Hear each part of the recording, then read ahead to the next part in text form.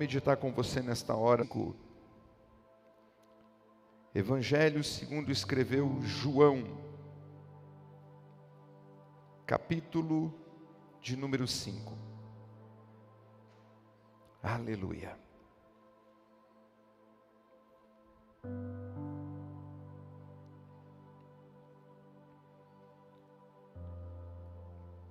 Quarto livro do Novo Testamento, João, capítulo de número 5. Diz assim a palavra do Senhor. Depois disso havia uma festa dos judeus, e Jesus subiu para Jerusalém. Ora, em Jerusalém, próximo ao mercado das ovelhas, há um tanque que é chamado na língua hebraica Betesda, o qual tem 5 alpendres. Neste jazia grande multidão de pessoas enfermas, cegos, mancos, paralíticos, esperando o movimento da água. Pois um anjo descia em certo tempo ao tanque e agitava a água. Aquele, pois, que primeiro entrava na água, após ter sido agitada pelo anjo, sarava de qualquer enfermidade que ele tivesse. E ali estava um certo homem, que tinha uma enfermidade há 38 anos.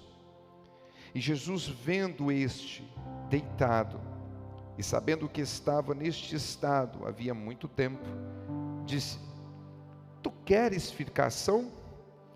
O homem respondendo, disse: Senhor, eu não tenho homem algum que me coloque no tanque quando a água é agitada. Mas, enquanto eu vou, desce outro antes de mim. Disse Jesus: Levanta-te, toma o teu leito e anda. E imediatamente o homem ficou são, e tomou o seu leito e andou. E aquele dia era sábado. Você pode dizer amém? Põe a mão no seu coração, vamos orar a Jesus nessa hora. Pai, obrigado, porque o Senhor é bom e a sua misericórdia é a causa de estarmos aqui. A sua graça é melhor do que a vida.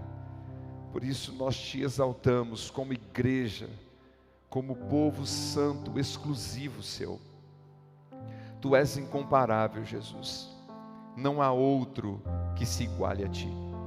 Por isso nós te agradecemos por este culto, por esse ambiente, por tudo aquilo que está acontecendo, pelos louvores, abertura, pela tua palavra. Mas também te agradecemos porque a sua presença está aqui. Obrigado, Senhor. Por isso, ó Deus, eu te peço, abra a nossa mente e o nosso coração, que nessa noite possamos ser instruídos pela sua palavra. Não nos deixe ir para casa da mesma forma como entramos, mas toca em nós e fale conosco, não o que nós queremos ouvir, mas o que nós precisamos ouvir, para que a nossa alma encontre vida em ti.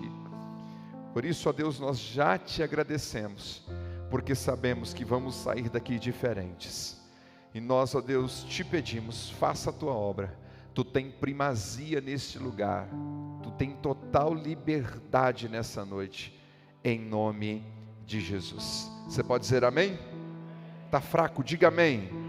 Aleluia. Queridos, o Evangelho de João, ele retrata 7 grandes milagres que Jesus operou. Ele vai retratar a água transformada em vinho. Ele vai tratar da cura de um servo do rei. Ele vai tratar sobre a cura deste homem de 38 anos enfermo. Ele vai tratar sobre a multiplicação de pães.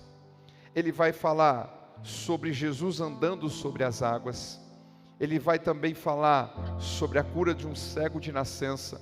E ele vai finalizar com a ressurreição de Lázaro no capítulo 11.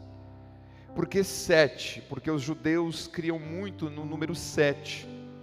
E estes milagres foram escritos para que os leitores do Evangelho de João acreditassem que Jesus de fato é o Filho de Deus, que Jesus de fato é a palavra viva que desceu do céu. E é por isso que o evangelista abre o capítulo 1 dizendo: no princípio era a palavra estava com Deus e a palavra era Deus.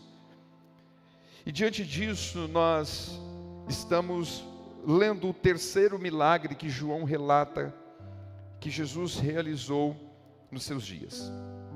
É interessante que havia uma festa em Jerusalém.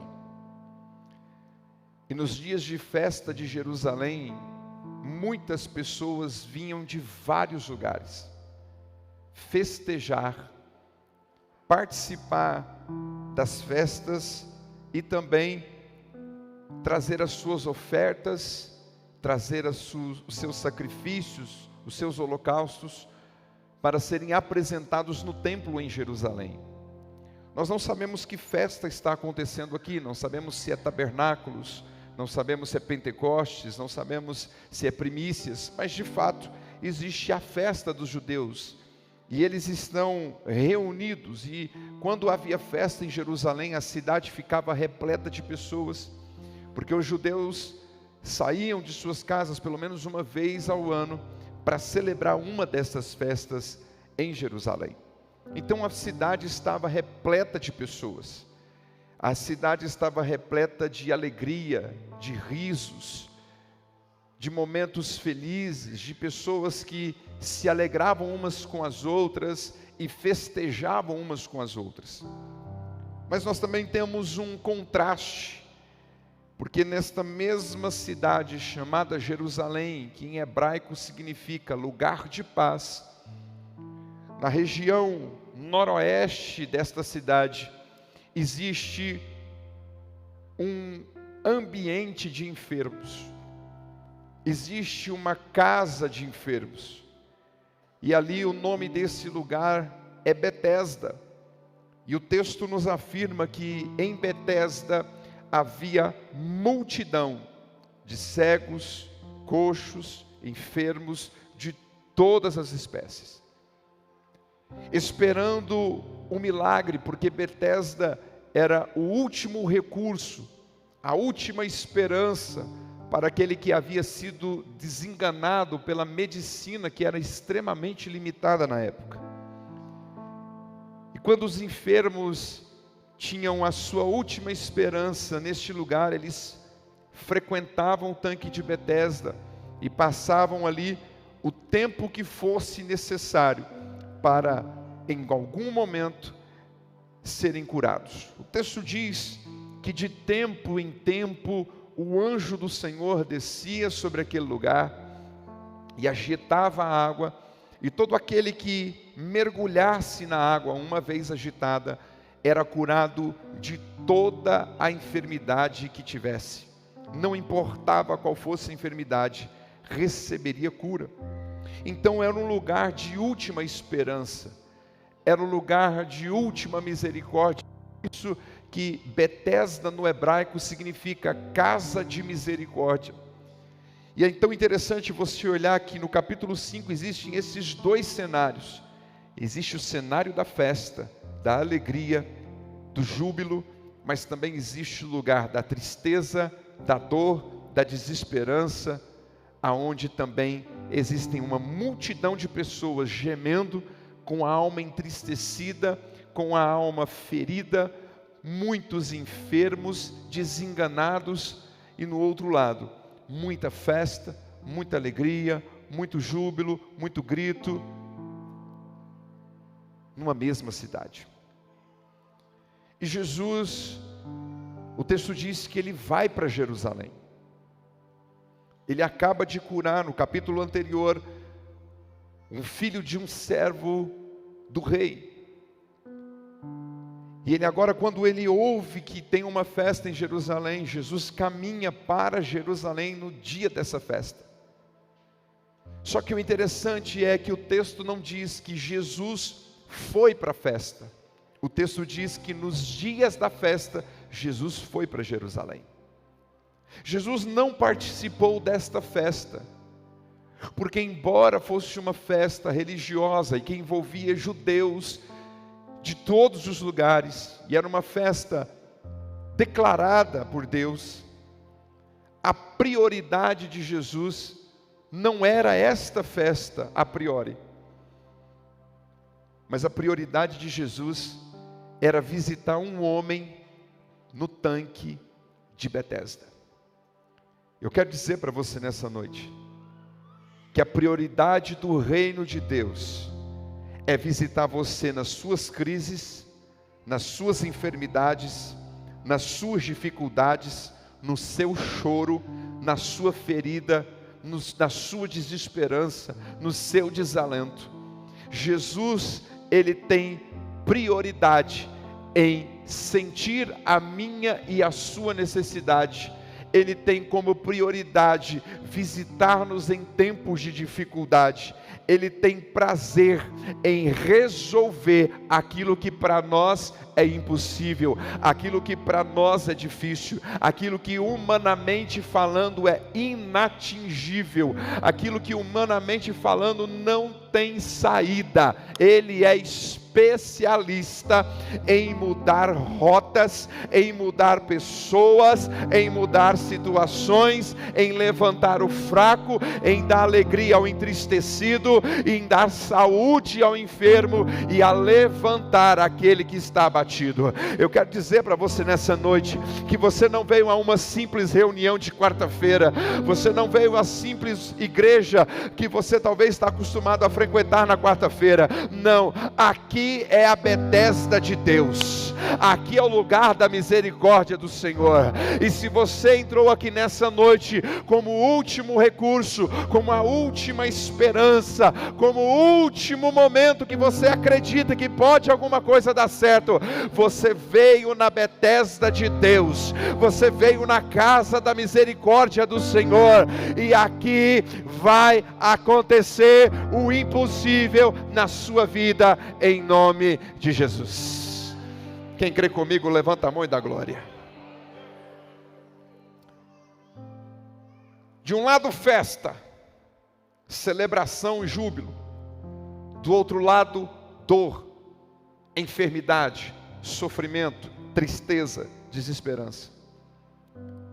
Mas o texto diz que quando Jesus foi para Jerusalém no dia da festa dos judeus, ele foi primeiramente ao tanque de Betesda. Alguns estudiosos acreditam que junto com o tanque de Betesda havia também o tanque de Siloé, mas era exatamente no tanque de Betesda que acontecia o agitar das águas. O texto não diz, mas a Bíblia me deixa pensar, que a água possivelmente poderia ser agitada, talvez de 3 em 3 dias, de 2 em 2 dias, de semana em semana. Não tinha um tempo específico, não tinha uma data específica. As pessoas precisavam ficar alerta, porque a qualquer momento o anjo do Senhor poderia descer, agitar a água, e aquele que fosse no tanque primeiro e mergulhasse seria curado. Mas eu quero chamar a sua atenção para o dilema desse homem. Esse homem está enfermo, não há 38 horas, não há 38 dias, não é há 38 semanas, não é 38 meses, é 38 anos, 38 vezes 365 dias. E o texto diz que ele não tinha ninguém por ele. Provavelmente alguém levava uma comida para ele passar o dia, ou levava ele, deixava ele no tanque de Betesda e voltava para os seus afazeres. A religião não estava nem aí para esse tipo de pessoa, a não ser que essa pessoa tivesse dinheiro. Esse homem, além da sua paralisia física, ele também sofria de uma enfermidade moral, porque quem era enfermo naquela época era tido como alguém que cometeu pecados. A exemplo, João capítulo 9, onde existe um cego de nascença, e o texto diz que os discípulos perguntaram para Jesus: quem foi que pecou, ele ou seus pais? Mas esse homem também tem uma doença na sua alma, na sua mente, nas suas emoções, porque além de ser aleijado, não conseguia andar, além de ser ferido moralmente, ele também é ferido emocionalmente. Porque uma das coisas mais difíceis para a minha vida e para a sua vida é enxergar outras pessoas sendo curadas, outras pessoas receber o milagre e nada acontecer com a gente. Ele via gente sendo curado toda semana provavelmente, gente que conseguia descer ao poço e ser curado, mas ele não conseguia, e ele viu isso durante longos 38 anos,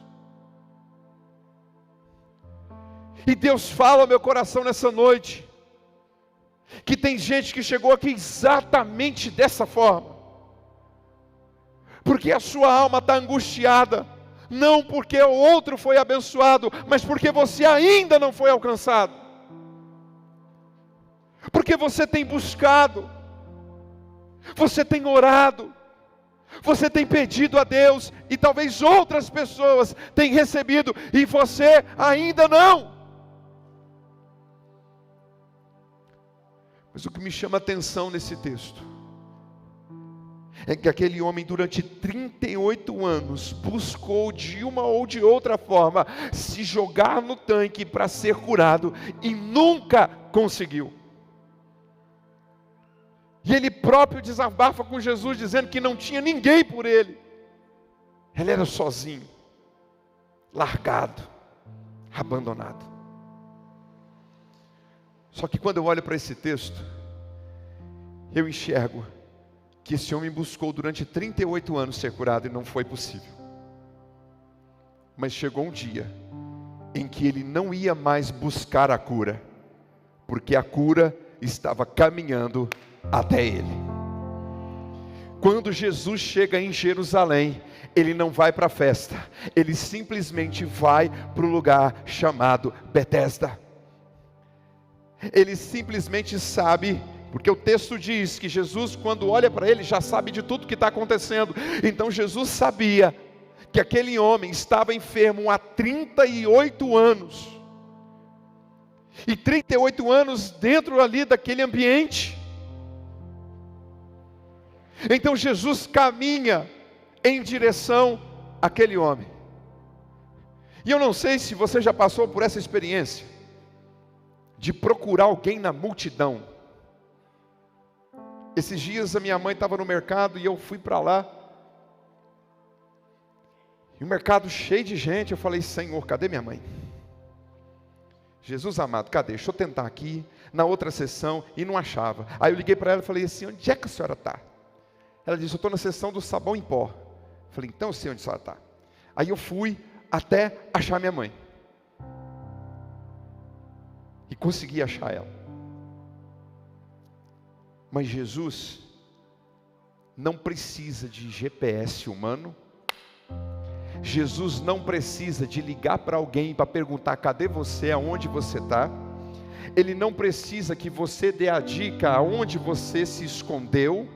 Ele não precisa saber de nada a nível humano para achar você, porque ele tem um GPS tecnológico chamado onisciência, e ele sabe aonde você está, o que você está passando, quais são as suas crises, seus dilemas, suas dores, suas frustrações. Ele sabe te encontrar. Talvez você chegou aqui nessa noite e sentou num lugar mais improvável, aonde a luz não te pega, aonde as pessoas não vão olhar para você, porque você sabe que quando terminar o culto você quer ir embora para casa. Mas eu quero dizer para você que mesmo sentando num lugar improvável, num lugar menos visível, vestindo algo talvez que não chame atenção, Ele te achou aqui nessa noite, Ele te encontrou aqui nesse lugar. E eu quero dizer para você que não adianta você se esconder, não adianta você camuflar, não adianta você pôr a mão no rosto. Ele te acha de qualquer forma,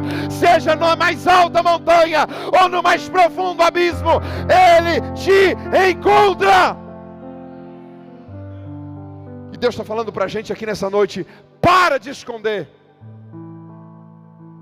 Porque se eu contemplei Jonas dentro do ventre do grande peixe, eu te acho aonde você estiver. Você pode estar no teu quarto, com um travesseiro na cara, chorando, para ninguém te ouvir, com a coberta em cima do teu corpo. Ele te acha naquele lugar. E não apenas acha você, porque Ele ouve tudo que você fala. Ele sabe quantos órgãos você tem, quais estão bem, quais estão funcionando, quais estão doentes. Ele sabe exatamente quantos litros de sangue e ml tem dentro de você. Porque até os fios de cabelo da sua cabeça, todos eles estão contados. Ele sabe qual é a sua altura exata, Ele sabe qual é seu peso exato, Ele sabe tudo sobre você. Ele sabe quantas veias tem no seu corpo. Ele te conhece melhor do que você. Ele sabe quais são seus pensamentos, Ele sabe quais são seus dilemas, Ele sabe quais são suas crises. Ele sabe tudo sobre você, até melhor do que você. Então, quando eu olho para o texto, no verso de número 6, e o texto diz: então Jesus viu aquele homem. A palavra ver no grego significa saber de tudo, fazer um raio-x. Deixa eu dizer uma coisa para você: teu prontuário está na mão de Deus, a tua ficha está na mão de Jesus, a tua história está na mão dEle, e tudo que for dilema, crise, dificuldade, enfermidade, Ele sabe tudo. Aleluia. Quem pode dar glória a Deus? No meio da multidão, Jesus não se perde, porque Ele sabe exatamente quem Ele está procurando. Então, no meio da multidão, Jesus acha aquele homem, e Ele vai em direção àquele homem. E a Bíblia diz: sabendo de tudo, tudo o que se passava na vida daquele homem, Jesus sabia exatamente tudo. Jesus chega diante daquele homem. E sabe o que Deus fala para mim nessa hora? Que Ele já está aqui nessa noite. Que o homem das mãos furadas está aqui nessa noite. Que o homem das vestes brancas chegou aqui nesse lugar. Que o homem que tem na sua coxa escrito Rei dos Reis e Senhor dos Senhores está aí agora do teu lado. Ele já te achou, Ele já encontrou você, Ele já sabe tudo ao seu respeito. Agora Ele está de frente com você, agora Ele está de frente com a tua vida. Agora você pode sentir, ei, abaçu decanta lamanás. Você pode sentir a presença de Jesus aí com você. Se você pode sentir, avança comigo na adoração, porque agora é a hora que Ele vai começar a agir. Quem pode? Quem pode? Quem pode? Levanta a mão e avança comigo na adoração. Vem comigo na adoração, porque hoje você não vai sair daqui carregando essa crise, levando esse dilema e vivendo esse mal. Hoje tem transformação em Betesda. Você pode dizer glória a Deus? Aleluia. Jesus chega diante daquele homem e faz a pergunta clássica. Ele diz para aquele homem o seguinte: você quer ser curado? Deixa eu dizer uma coisa para você. Tem milagre que Jesus vai operar direto. Mas tem milagre que Ele vai perguntar para você: você quer? Tem coisa que Jesus vai perguntar para você, porque Jesus é educado, Ele não avança sinal. E nessa noite Ele está aí do teu lado perguntando: você quer? Não, você quer? Você quer? Você quer ser curado nessa noite? Você quer ser liberto nessa noite? Você quer receber restauração nessa noite? Você quer? Quem quer? Levanta a mão e adora, porque hoje vai acontecer. Aleluia. Jesus chega para aquele paralítico e fala para ele assim: você quer ser curado? Sabe qual é a resposta que aquele paralítico dá para Jesus? Ele fala assim: eu não tenho ninguém que me leva quando a água é agitada. Não tem ninguém por mim. Mas sabe o que é interessante? É que talvez se ele soubesse quem era Jesus, a resposta teria sido outra. Mas a alma daquele homem está tão ferida, tão machucada, que ele já abre o jogo dizendo: querer eu posso até querer, mas não tem ninguém que me ajuda. Eu vou dizer para você, quem está perguntando para você, você conhece. Quem está perguntando, quer ser curado, você sabe que tem poder para fazer. Quem chegou para você e disse: você quer a bênção hoje? Você sabe que tem poder para fazer. E o texto que o Paulo abriu aqui nessa noite, o culto, diz: sem fé é impossível agradar a Deus. Porque se mesmo Jesus que está perguntando para você quer ser curado, Ele não quer ouvir desculpas suas, Ele não quer ouvir histórias suas, porque Ele já sabe de tudo. Ele quer apenas ouvir a sua resposta de fé nessa noite: eu quero. Você quer ser curado? Eu quero. Você quer ser transformado? Eu quero. Você quer sair daqui diferente? Eu quero. Você quer sair daqui renovado? Eu quero. Essa é a pergunta que Ele faz para você agora. Você quer ser curado?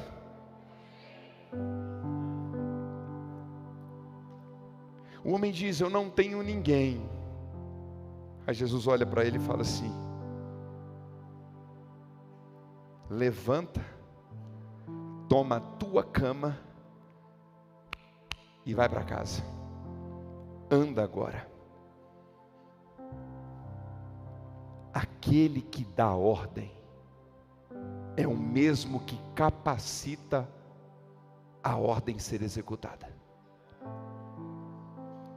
Aquele que te pergunta, você quer, e você responde sim, é o mesmo que libera a palavra de milagre e imediatamente faz com que você seja capaz de experimentar o milagre dele. O texto diz: pega a tua cama, levanta e anda. E a Bíblia diz que imediatamente o homem se viu curado. Levantou, pegou a cama, foi embora. E sabe qual é o detalhe que o texto me diz? Que aquele dia era sábado.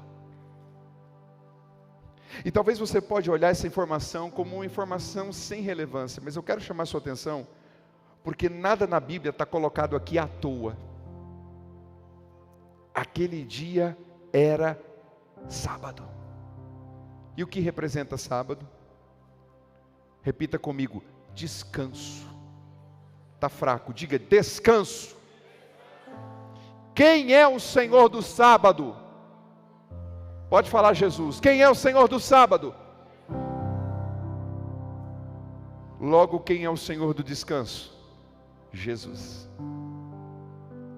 Hoje, aquilo que te dá canseira, enfado, aquilo que te deixa para baixo, hoje você encontra descanso.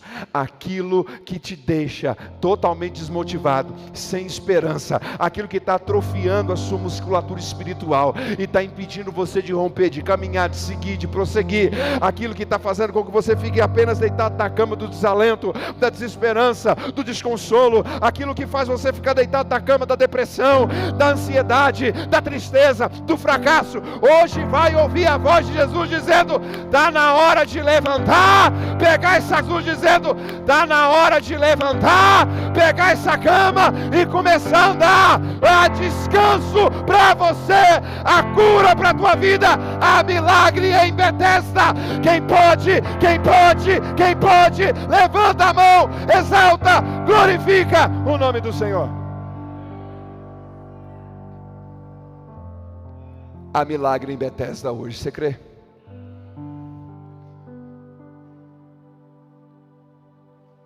Só que o texto termina, a história termina, quando Jesus encontra esse homem no templo.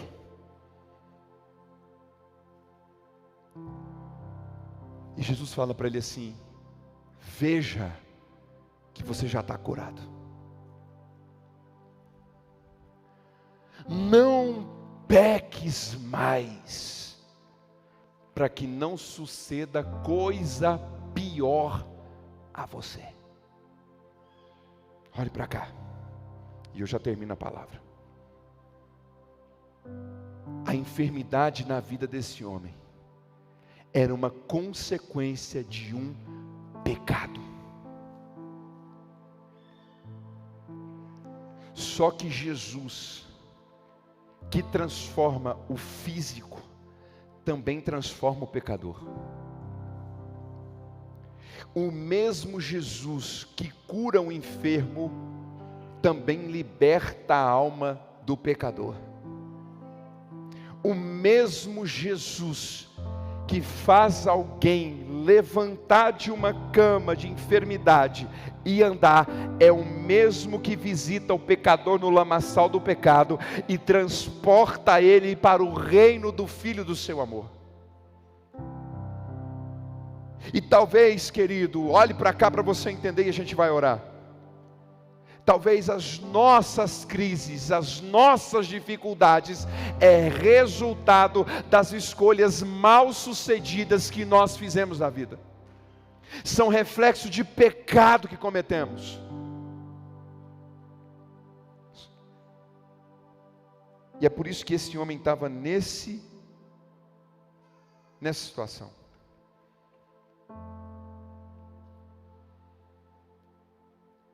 Mas Jesus, quando cura o físico, cura a alma. E Jesus fala para aquele homem: não peques mais. Deixa eu dizer uma coisa para você. Jesus vai te curar aqui nessa noite. Jesus vai te libertar da crise nessa noite. Ele vai dar um novo ânimo para você hoje. Mas você precisa largar a mentira. Você precisa largar o pecado. Você precisa ter mudança de vida, para que não te suceda coisa pior. Ele vai renovar a tua história aqui hoje. E vai fazer com que você saia daqui saltando de alegria na presença de Deus. O pecado vai ser perdoado, a enfermidade vai ser repreendida, e o nome de Jesus vai ser exaltado nessa noite. E sabe por que eu creio nisso? Porque eu sei a voz que fala comigo. Enquanto eu estava ali adorando ao Senhor, antes de subir aqui, Deus falou comigo: é noite de milagres, é noite da presença do homem das mãos furadas no tanque de Betesda. E se você entrou aqui sem força, deitado na cama da crise, da tristeza, da decepção, das feridas, hoje você vai sair daqui andando com alegria no seu coração. E se porventura existe alguma enfermidade física, ou da alma, ou psíquica na sua vida, hoje também é o dia do encontro com Jesus. Porque Ele te encontrou aqui. Você pode dizer glória a Deus? Então fique em pé no seu lugar. Eu quero chamar aqui na frente todos os nossos intercessores. Podem vir aqui na frente. Se alinhem aqui na frente. Todos os nossos intercessores, todos venham aqui.